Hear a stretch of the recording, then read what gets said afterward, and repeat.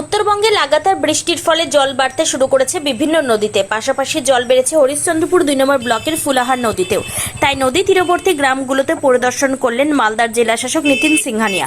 পাশাপাশি বন্যা পরিস্থিতি মোকাবিলা করার জন্য হরিশ্চন্দ্রপুর 2 নম্বর ব্লকের প্রশাসনিক ভবনে রাজ্যের প্রতিমন্ত্রী তাজমুল হোসেনের উপস্থিতিতে একটি জরুরি বৈঠক হয়।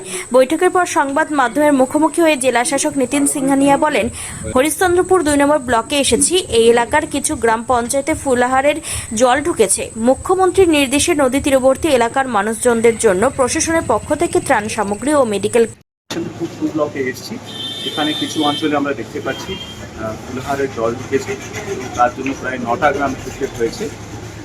যে মানুষগুলো আছে তাদেরকে বিভিন্ন ধরনের সহযোগিতা আমরা প্রোভাইড করছি।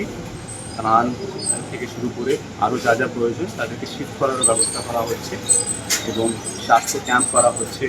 যারা পশুদের খাবার আছে সেটা ব্যবস্থা করা হচ্ছে মাননীয় মুখ্যমন্ত্রীর নির্দেশ অনুযায়ী। আজকে রিভিউ করা হলো এবং যারা জমি হারিয়েছেন তাদের পাট্টার জন্য বলা হয়েছে, স্বাস্থ্য শিবির করা হচ্ছে। আশা রাখছি তাদের কোনো অসুবিধা না হয়। এটা ব্লক